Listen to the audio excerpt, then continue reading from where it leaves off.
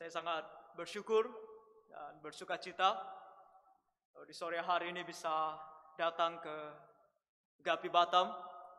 Bersyukur untuk Bapak Pendeta dan jemaat sekalian yang memberikan saya kesempatan di sore hari ini untuk menyampaikan firman Tuhan.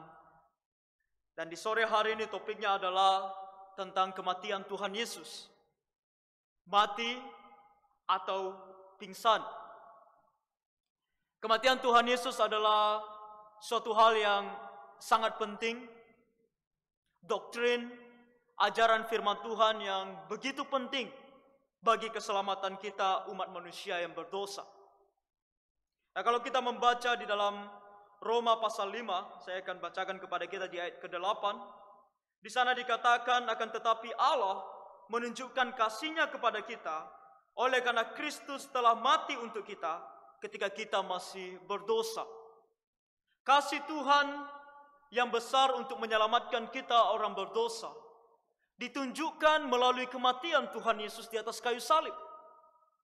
Kematiannya di atas kayu salib adalah bentuk kasih Tuhan untuk menyelamatkan kita orang yang berdosa. Dan dengan hanya kematiannya inilah kita sebagai manusia yang berdosa ini mendapatkan pengharapan akan kehidupan yang kekal. Tetapi sayangnya, ajaran yang kalau tadi kita membaca dalam kitab Yohanes, sungguh sudah sangat jelas sebenarnya disampaikan. Namun, masih saja ada orang-orang tertentu yang menyangkal kematian Tuhan Yesus. Dan bahkan mengajarkan bahwa Yesus hanya pingsan, tidak mati. Jadi sore hari ini kita mau melihat apa kata firman Tuhan mengenai kedua hal ini. Apakah sungguh Tuhan Yesus mati atau dia hanya sekedar pingsan? Kita akan melihat apa yang dikatakan oleh Alkitab, dan tentu dengan keterbatasan pengetahuan kita dalam hal medis ataupun sains, saya akan mengutip beberapa orang yang ahli di dalam bidang ini. Tapi yang paling penting adalah apa yang dikatakan oleh Alkitab sendiri. Apa yang dijelaskan oleh orang-orang ahli ini hanya sekedar untuk menjelaskan apa yang sudah dituliskan. Dan itu yang mau kita lihat di sore hari ini. Nah, teori mengenai Tuhan Yesus hanya sekedar pingsan bukan mati, kalau kita melihat sejarahnya, baru mulai untuk disampaikan, yaitu di abad ke-18. Yaitu ketika adanya rasionalisme. Paham rasionalisme, di mana orang sudah mulai tidak lagi percaya dengan hal-hal yang berbau mujizat. Orang lebih percaya dengan sesuatu yang menurut mereka bisa diterima akal budi. Kalau tidak diterima rasio, mereka tidak percaya sebagai kebenaran. Makanya di zaman rasionalisme ini, banyak ajaran firman Tuhan termasuk mujizat Tuhan Yesus juga ditolak. Makanya ketika mereka mendengar Tuhan Yesus mati dan kemudian bangkit dari antara orang mati, mereka katakan ini tidak bisa diterima dengan akal budi. Tidak bisa diterima dengan rasio. Tidak logika. Jadi tidak mungkin benar Tuhan Yesus itu mati. Dan orang yang mengatakan ini bukanlah orang-orang yang dalam tanda kutip, yang mungkin kita sebut tidak percaya kepada Tuhan. Tapi mereka datang dari kalangan Kristen, bahkan ahli teologi. Ada yang seorang bernama Karl Barth. Di tahun 1780, dia mengatakan Tuhan Yesus tidak benar-benar mati. Tuhan Yesus hanya pingsan. Tidak mungkin dia mati dan tidak mungkin bangkit dari antara orang mati. Dan dari situlah, karena Karl Barth ini adalah seorang yang terkemuka, seorang yang dipandang sebagai seorang jenius di dalam hal-hal teologi, orang mulai mempercayai bahwa Yesus tidak benar-benar mati. Yang hampir mirip namanya Carl Venturini. Di tahun 1800-an mengembangkan ajaran Karl Barth ini dan juga mengatakan Yesus tidak mati. Lalu muncullah seorang yang bernama Hendrik Paulus. Dialah yang kemudian mencetuskan sebuah teori yang dalam bahasa Inggrisnya disebut sebagai Sun teori. Sun teori artinya teori pingsan. Tuhan Yesus hanya pingsan. Dan beberapa orang menyebut teori ini sebagai teori resuscitation atau teori pulih. Jadi setelah dia pingsan, dia pulih. Bukan mati dan kemudian bangkit, tetapi pingsan dan kemudian pulih. Nah, orang-orang ini bukan orang-orang sembarangan. Mereka menulis banyak buku. Mereka bahkan berkhotbah. Mereka mengajarkan. Bahkan mereka mengajar di sekolah-sekolah teologi. Lalu apakah dengan kejeniusan mereka, dengan nama mereka yang begitu besar, kita bisa semata-mata percaya dengan apa yang mereka katakan? Apa yang dikatakan oleh firman Tuhan mengenai Tuhan Yesus? Apakah dia mati atau dia hanya sekedar pingsan? Nah, banyak catatan di dalam Alkitab yang menjadi dasar kita bisa percaya bahwa Tuhan Yesus benar-benar mati. Dimulai bahkan sebelum kejadian dia mati di atas kayu salib. Dan ini bisa kita tarik kembali sampai kepada ketika Tuhan Yesus sedang berdoa di Taman Getsemani. Menarik sekali saya menemukan sebuah catatan yang mengutip Lukas 22 ayat 44. Nah, di dalam Lukas 22 ayat 44 kita melihat ketika Tuhan Yesus berdoa di Taman Getsemani, dia di dalam doanya saking begitu sebagai manusia, dia 100% manusia, 100% Allah, dan sebagai manusia dikatakan bahwa dia mengalami dalam istilah medisnya hematidrosis, yaitu ketika kita membaca dalam Lukas 22 ayat 44, keringatnya itu menetes seperti darah. Dan ini adalah sebuah fenomena kesehatan yang disebut sebagai hematidrosis, di mana jika seseorang berada dalam kondisi begitu tertekan dan begitu stres, akan terjadi pengembangan pembuluh darahnya. Sehingga pembuluh darah yang dekat dengan kulitnya mengeluarkan darah tidak banyak, hanya sedikit saja, dan bercampur dengan keringatnya keluar dari kulitnya. Dan ini tepat sebelum Tuhan Yesus akan mengalami suatu kejadian yang menurut kita bisa kita katakan begitu mengerikannya.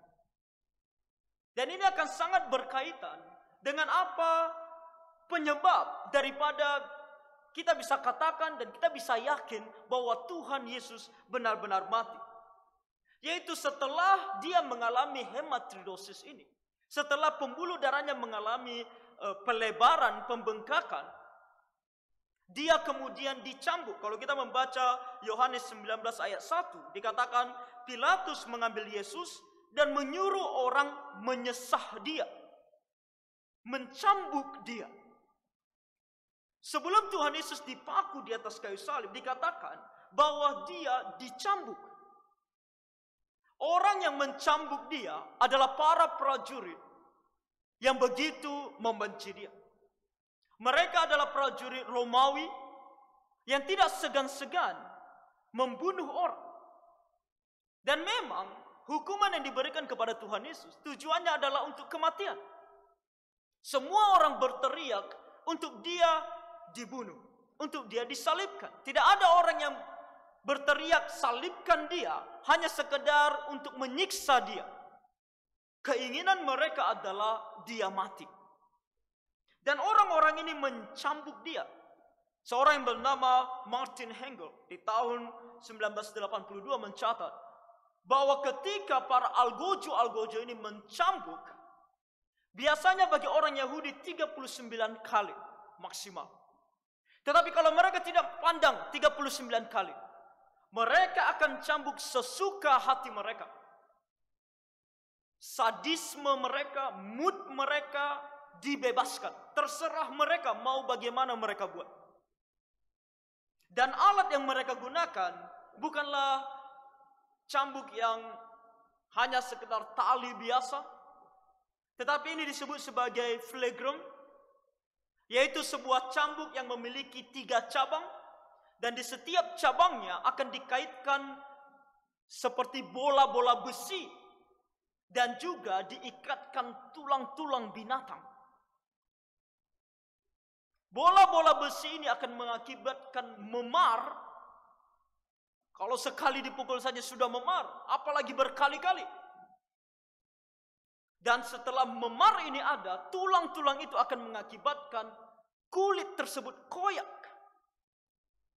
Kalau hanya sekali mungkin kita katakan koyaknya tidak seberapa. Tapi ini berulang kali.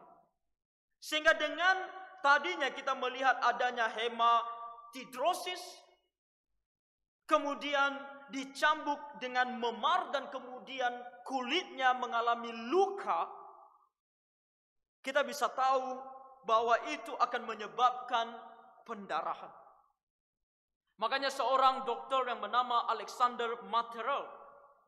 Alexander Marterel adalah seorang ahli medis terkemuka pada masanya. Di tahun 1980 dia memberikan kesaksian ini. Marterel adalah seorang ahli medis. Dia adalah lulusan Universitas Miami di Florida. Dan dia adalah seorang yang bersertifikat untuk mendiagnosa berbagai macam penyakit. Bahkan mendiagnosa kalau misalnya ada orang yang sudah meninggal, dia yang mendiagnosa penyebab kematiannya. Dan dia bersertifikat dan bekerja di Badan Radiologi Amerika. Bukan hanya itu, dia adalah seorang yang ahli, sehingga dia menjadi seorang konsultan bagian jantung, bagian paru-paru, dan bagian darah di Institut Nasional Bagian Kesehatan di Bethesda di Maryland. Dan dia juga adalah seorang dosen di Universitas California. Seorang yang memiliki dedikasi, seorang yang memiliki pengetahuan yang bisa dipercaya secara medis. Kemudian ada seorang yang datang kepada dia bertanya, apa menurut kamu tentang apa yang dicatatkan oleh Alkitab mengenai kematian Yesus? Benar tidak dia mati melalui apa yang dicatat? Lalu dia katakan apa? Cambukan yang dialami oleh Tuhan Yesus. Yang tadi awalnya dia sudah mengalami hematidrosis, kemudian dengan cara mereka mencambuk, alat yang mereka cambuk, tentu Tuhan Yesus dikatakan akan mengalami yang namanya hypovolemic. Nah, apa ini hypovolemic? Hypovolemic artinya kehilangan darah dengan jumlah yang banyak. Dia akan kehilangan banyak darah ketika dia dicambuk. Lalu orang yang bertanya kepada dia ini terus bertanya kepada dia, katakan, apa buktinya? Kita tidak tahu bagaimana cara mereka mencambuk dia. Kita tidak melihat, Alkitab tidak juga mencatat bahwa darah bercucuran banyak dari tubuhnya. Lalu dia katakan, ada buktinya. Seorang yang mengalami hypovolemic akan menunjukkan gejala-gejala seperti dia akan pusing, sangat lemah, dan bukan hanya itu, dia akan menjadi haus. Kalau kita membaca apa yang terjadi ketika Tuhan Yesus disuruh mengangkat salibnya sendiri, dia tidak mampu. Sehingga mereka harus memanggil Simon untuk membantu dia mengangkat salibnya karena dia sudah begitu lemah. Dan bukan hanya itu, Alkitab mencatat, tadi kita membaca dalam Yohanes 19 ayat 28. Dikatakan di sana, sesudah itu karena Yesus tahu bahwa segala sesuatu telah selesai, berkatalah ia supaya genaplah yang ada tertulis dalam kitab suci, aku haus. Dia betul-betul mengalami hypovolemic. Dia kehilangan banyak darah dan terbukti Alkitab mencatat gejala seorang yang mengalami hypovolemik terjadi di dalam diri Tuhan Yesus. Dia betul-betul merasakan kesengsaraan yang sedemikian. Tapi tentu kita tahu bahwa ini belum menunjukkan bahwa dia mati. Mungkin dia sengsara. Tetapi apakah dia mati kemudian? Apa yang terjadi dengan hypovolemik, seorang yang mengalami hypovolemik? Tentu kalau kita sampai ke dalam ayat 28 kita katakan dia masih haus, dia belum mati. Tetapi seorang yang mengalami hypovolemik sendiri adalah suatu keadaan seseorang yang bisa mengakibatkan kematian. Dan kita membaca bahwa bukan hanya hypovolemik yang dia alami. Nah, ketika Tuhan Yesus disalib, dikatakan bahwa dia dipaku di kedua tangannya dan juga kakinya. Nah, dia dipaku menurut begitu banyak penemuan. Dia dipaku dengan paku sekitar 15,6 cm paku. Dan dipaku di daerah, ada orang mengatakan di telapak tangan, ada orang yang mengatakan di pergelangan tangan. Di mana Tuhan Yesus dipaku? Menurut penemuan terakhir adalah seseorang biasanya pada zaman bangsa Romawi ketika disalibkan biasanya dipaku di pergelangan tangan. Ketika dia dipaku di pergelangan tangan, bukan di telapak tangan. Pertama, itu akan membuat dia bisa lebih kokoh di atas kayu salib. Karena pergelangan tangan ini bisa lebih rentan terlepas dari pakunya. Dan di pergelangan tangan ini akan membuat dia lebih kokoh di atas kayu salib, tidak bisa lepas. Dan kalau seseorang dipaku di pergelangan tangan, menurut medis, di dalam pergelangan tangan kita ini ada sebuah saraf besar yang mirip dengan kalau kita pernah merasakan di siku kita, kalau terbanting rasanya seperti sengatan listrik. Nah, saraf yang sama katanya ada di pergelangan tangan ini. Makanya tidak heran ketika Tuhan Yesus dipaku di sini, itu rasanya begitu mengerikan. Di saat dia begitu sudah sangat lemah, dipaku sedemikian rupa dengan rasa sakit yang begitu mengerikan, dia tentu mengalami sesuatu yang secara manusia bisa kita katakan hampir mati. Dan kemudian posisinya disalib. Kedua tangannya dibentangkan. Kakinya tidak memiliki tumpuan. Karena kakinya juga dipaku. Kakinya tidak menyentuh tanah. Kakinya dipaku. Dan satu-satunya yang bisa menahan tubuhnya adalah tangannya ini. Karena kakinya pun tidak sanggup. Karena dia sudah dipaku juga kakinya. Kalau dia mau menahan dirinya dengan kakinya, tentu rasa sakit. Dia menahan dirinya dengan tangannya, tentu sakit. Apa yang akan terjadi? Ketika seseorang digantung seperti ini, maka paru-parunya akan turun ke bawah, bahunya akan naik, dan itu akan menghimpit paru-parunya.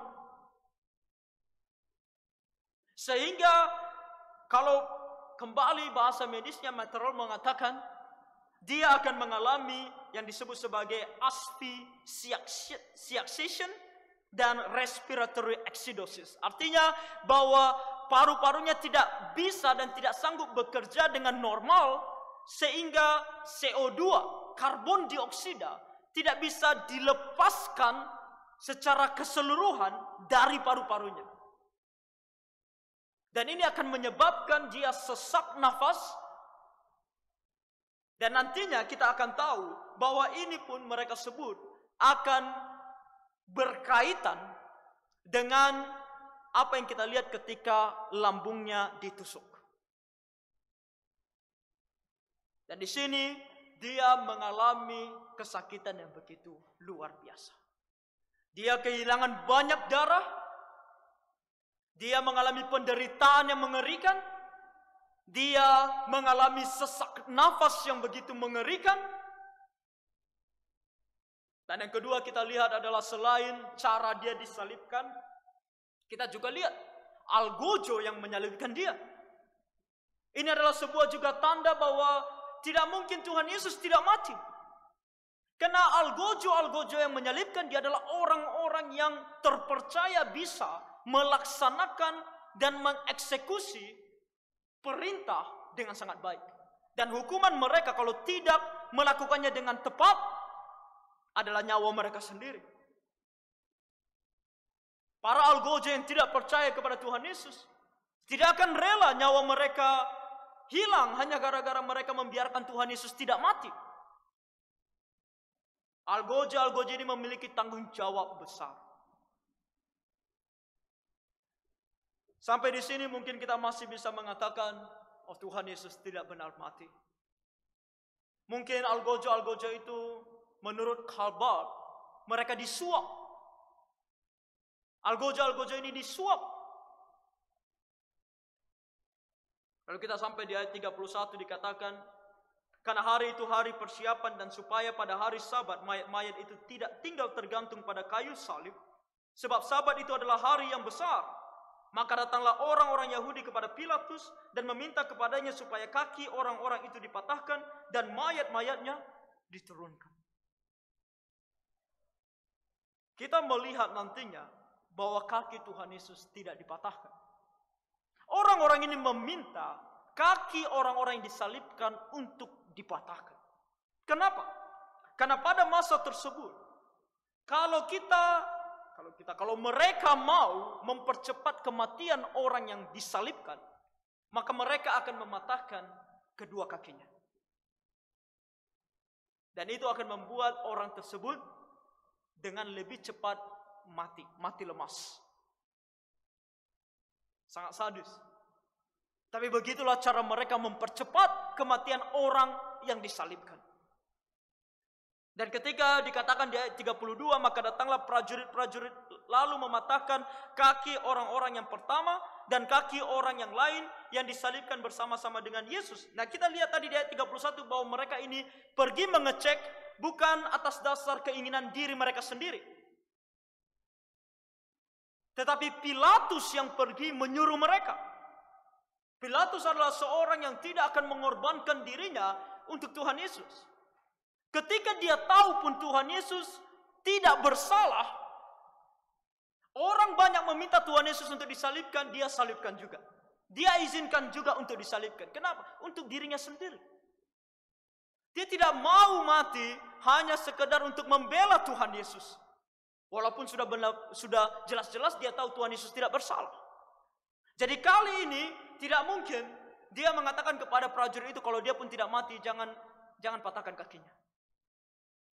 Dia pasti mengatakan kepada para prajurit, pergi dan pastikan semuanya mati. Karena 3 orang yang disalibkan, termasuk Tuhan Yesus. Ketiga orang yang disalibkan ini harus benar-benar mati. Mereka datang kepada yang pertama, belum mati, sehingga mereka patahkan kakinya. Mereka datang kepada yang kedua, belum mati, sehingga mereka patahkan kakinya. Di ayat 33, tetapi ketika mereka sampai kepada Yesus dan melihat bahwa ia telah mati, mereka tidak mematahkan kakinya. Kata melihat di sini bukan hanya sekedar melihat kasat mata, tapi betul-betul memperhatikan dengan seksama, benar tidak dia sudah mati. Mereka melihat, mereka memperhatikan secara dengan mata mereka, oh orang ini harusnya sudah mati, sehingga mereka tidak patahkan kakinya. Tetapi mungkin untuk membuat lebih yakin bahwa Tuhan Yesus sudah mati atau belum, mereka kemudian menusuk lambungnya. Dikatakan di ayat 34, tetapi seorang dari antara prajurit itu menikam lambungnya dengan tombak dan segera mengalir keluar darah dan air. Mereka menusuk lambungnya di bagian samping daripada tubuhnya yang dekat dengan lambung. Dan kemudian dari tusukan tersebut dikatakan keluarlah darah dan air. Dan ayat 35 memberikan kita satu pernyataan yang luar biasa. Ketika dikatakan di sini, dan orang yang melihat hal itu sendiri, yang memberikan kesaksian ini, dan kesaksiannya benar, dan ia tahu bahwa ia mengatakan kebenaran supaya kamu juga percaya. Tuhan berbuat sedemikian rupa. Bagaimana caranya? Supaya orang-orang yang membaca firman Tuhan betul-betul yakin bahwa Tuhan Yesus bukan hanya sekedar pingsan di atas kayu salib, tetapi mati. Tuhan mau kita betul-betul tahu akan hal ini dan yakin bahwa dia benar-benar mati. Sehingga sampai sebenarnya kakinya tidak dipatahkan pun sudah menjadi sebuah kesaksian. Tapi lebih lagi lambungnya ditusuk dan keluar darah dan air. Dr. William D. Edwards di tahun 1986 mengatakan di zaman modern, orang yang tidak percaya setelah melihat atau membaca lambung Tuhan Yesus ditusuk dan keluar darah dan air, kalau dia tidak percaya bahwa Yesus sudah mati, itu adalah kepercayaan yang aneh. Dokter ini menulis di dalam American Medical Association, asosiasi medis Amerika, jurnal, sebuah jurnal di kalangan medis. Karena dia katakan kalau misalnya yang keluar adalah darah dan air, tusukan ini bukan hanya tusukan yang sedikit. Kalau dikatakan ditusuk dari sisinya, berarti tusukan ini adalah tusukan yang dalam. Dia dari rusuk kanan, bahkan sampai menembus ke paru-paru kanan dan jantung. Karena yang keluar adalah darah dan air. Nah, pertanyaannya adalah kenapa bisa ada darah dan air? Kenapa mereka begitu yakin kalau darah dan air yang ada, tusukan ini harus menjadi tusukan yang bahkan menembus jantung sampai ke menembus paru-paru sampai ke jantung? Kenapa mereka begitu yakin? Karena mereka mengatakan hypovolemic yang dialami Tuhan Yesus dari awal tadi, yaitu ketika dia masih di Taman Getsemani. Kemudian sampai kepada pendarahan yang dia alami ketika dia dicambuk. Dan sesak nafas yang dia rasakan ketika dia sedang digantung di atas kayu salib. Itu menyebabkan seseorang mengalami yang kita sebut sebagai pericardial dan pleural effusion. Pericardial effusion itu artinya bahwa di sekitar selaput jantungnya itu ada cairan. Dan kemudian kalau dikatakan pleural effusion, di dalam paru-parunya terjadi pencairan atau ada cairan di dalam paru-parunya. Akibat dari apa yang dia alami mulai dari Taman Getsemani tadi, sampai kemudian dia dicambuk dan posisinya di atas kayu salib, menyebabkan kondisi medis seperti ini. Makanya mereka katakan tusukan ini bukan hanya menembus lambungnya, tetapi bahkan sampai menembus paru-parunya dan bahkan sampai ke jantungnya. Karena air keluar. Kalau orang sudah ditusuk sampai tembus paru-parunya dan bahkan sampai ke jantungnya, saya rasa kita tidak bisa mengatakan lagi dia masih hidup. Dia seharusnya sudah mati. Sehingga biarlah kesaksian ini membuat kita percaya. Di ayat 35 tadi katakan di akhir, ia mengatakan kebenaran supaya kamu juga percaya. Sebab hal itu terjadi supaya genaplah yang tertulis dalam kitab suci. Tidak ada tulang yang akan dipatahkan, dan ada pula nas yang mengatakan mereka akan memandang kepada dia yang telah mereka tikam. Penikaman Tuhan Yesus membuat juga penggenapan dari apa yang dikatakan oleh kitab suci. Dan hanya juga menyatakan kepada kita bahwa dia benar-benar telah mati. Kesaksian demi kesaksian kita lihat. Kalau kita membaca di dalam Markus 15 ayat 44 sampai 45. Ketika prajurit itu kembali setelah mereka tidak mematahkan kakinya, setelah mereka menusuk lambungnya, mereka tidak langsung memberikannya kepada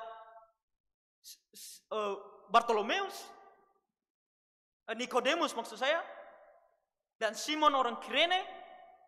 Mereka tidak langsung memberikannya, mereka datang dulu kepada Pilatus. Dicatat di dalam Markus 15 ayat 44. Pilatus heran waktu mendengar bahwa Yesus sudah mati. Dia pun terkejut. Maka ia memanggil kepala pasukan dan bertanya kepadanya, apakah Yesus sudah mati? Tadi di awal saya menyebut seorang yang bernama Paulus yang menyebut atau mulai mempopulerkan sebuah teori yang disebut sebagai Sun teori, teori pingsan. Nah, di dalam teorinya ini dia mengatakan apa? Dia mengatakan bahwa Pilatus saja terkejut. Berarti kalau Tuhan Yesus sudah mati di atas kayu salib, yang dua tidak mati, kenapa dia cepat mati? Tidak mungkin dia cepat mati sedemikian. Tapi tadi sudah kita lihat, kenapa dia cepat mati. Apa yang dialami Tuhan Yesus tidak dialami oleh kedua orang ini. Apa yang terjadi dengan dia di Taman Getsemani tidak dialami oleh yang dua ini. Apa yang terjadi dengan dia ketika dia dicambuk tidak dialami oleh orang yang dua ini. Tidak dicatat di dalam Alkitab. Dan kemudian apa yang Tuhan Yesus alami bisa membuat dia begitu cepat mati. Tapi Pilatus memberitahukan kepada kita, dia bukan hanya sekedar terkejut, tetapi dia mau tahu betul tidak Tuhan Yesus sudah mati. Sehingga dia bertanya kepada para prajurit. Dan sesudah didengarnya keterangan kepala pasukan, dia tidak bertanya kepada prajurit biasa, kepada anak buah, kepala pasukan. Ia berkenan memberikan mayat itu kepada Yusuf. Tadi saya katakan kalau tidak salah Simon. Yusuf dari Arimatea. Dia berikan mayat itu kepada Yusuf setelah dia betul-betul yakin Yesus sudah mati. Dari segala kesaksian ini, mulai dari bagaimana dia disalibkan, mulai bagaimana mereka menyiksa dia, mulai dari kita melihat kakinya tidak dipatahkan, lambungnya ditusuk, dan kemudian Pilatus sendiri meyakinkan kita bahwa dia sudah benar-benar mati. Seharusnya kita pun sekarang sudah percaya bahwa Tuhan Yesus benar-benar mati. Dia bukan hanya sekedar pingsan, melainkan mati.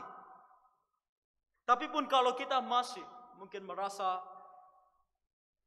dia hanya mengalami pingsan dan kemudian dikuburkan, dan dari kuburnya, saya rasa kalau tidak salah minggu depan, entah dia dicuri, kita akan bahas itu, atau mungkin dia pulih dari pingsannya dan orang-orang menolong dia untuk keluar dari kubur. Kita tahu bahwa orang yang membawa dia ke kuburan, kalau kita membaca di dalam Matius 27, Yusuf dari Arimatea ini adalah seorang yang kaya. Dan dia adalah seorang anggota majelis besar. Kita baca di ayat 38, sesudah itu Yusuf dari Arimatea, ia murid Yesus, tetapi sembunyi-sembunyi karena takut kepada orang-orang Yahudi, meminta kepada Pilatus supaya ia diperbolehkan menurunkan mayat Yesus. Dan Pilatus meluluskan permintaannya itu, lalu datanglah ia dan menurunkan mayat itu. Nah, Yusuf bukanlah seorang anak muda yang tidak bisa melihat orang ini sudah mati atau belum. Dia adalah seorang kaya dan seorang terpandang, seorang anggota majelis besar. Dan dia ditemani oleh juga seorang yang terpandang. Kalau kita membaca di ayat 39, juga Nikodemus datang ke situ. Dialah yang mula-mula datang waktu malam kepada Yesus. Ia membawa campuran minyak mur dengan minyak gaharu, kira-kira 50 kati beratnya. Yang menemani Yusuf adalah Nikodemus. Nikodemus adalah seorang Farisi. Kedua orang ini, kesaksian mereka bisa dipercaya. Dan mereka adalah orang dewasa yang betul-betul bisa melihat, mengecek orang ini sudah mati atau belum. Karena apa yang akan mereka lakukan selanjutnya adalah sesuatu yang bisa membuat orang bernyawa pun mati. Karena dikatakan tadi sekilas di ayat 39, Nikodemus ini membawa campuran minyak mur dengan minyak gaharu, kira-kira 50 kati beratnya. Nah, apa ini minyak gaharu dan minyak mur? Ini adalah semacam wangi-wangian yang diekstrak dari pohon-pohonan yang wangi. Orang Israel menggunakan ini. Dan menurut Adam Clark, ini mirip dan hampir sama dengan apa yang dilakukan di Mesir. Dan rempah-rempah ini yang diekstrak dari pohon-pohonan, tumbuh-tumbuhan yang wangi ini akan digiling sedemikian rupa hingga berbentuk tepung, bahkan dicampur dengan air sehingga dia terkadang disebut sebagai aloe vera karena bentuknya yang begitu kental dan padat. Kalau Adam Clark dalam bahasa Inggris dia bahkan menggunakan kata dirt, lumpur. Karena bentuknya seperti lumpur. Dan apa yang akan mereka lakukan? Ditambah dengan tradisi mereka, yaitu mereka akan menggunakan 40-45 kilogram rempah-rempah lainnya. Yang dibawa Nikodemus 50 kati itu sekitar 30 kilogram.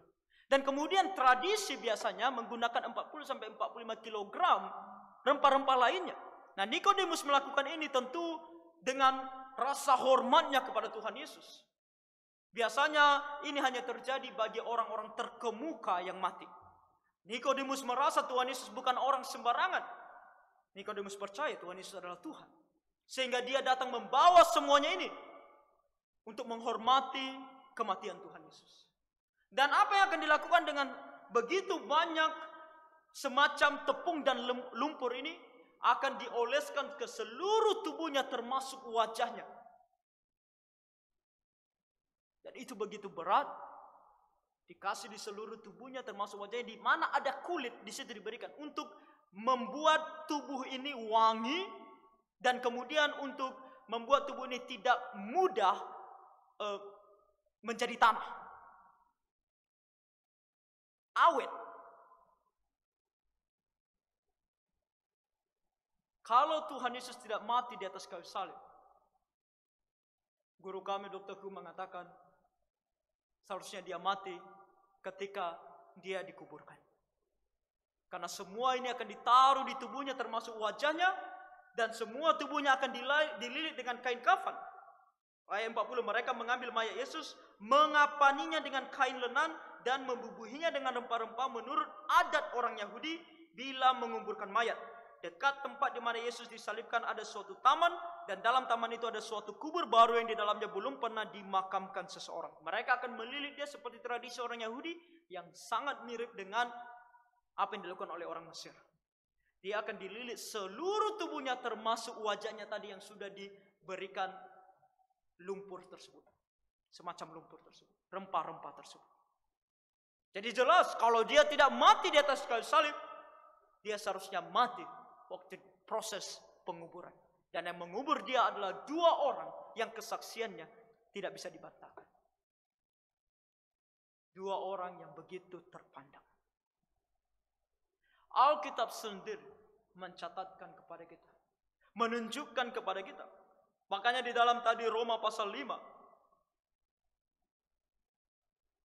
saya bacakan kembali dalam Roma pasal 5 ayat 8 dikatakan, tetapi Allah menunjukkan kasih-Nya kepada kita oleh karena Kristus telah mati untuk kita ketika kita masih berdosa.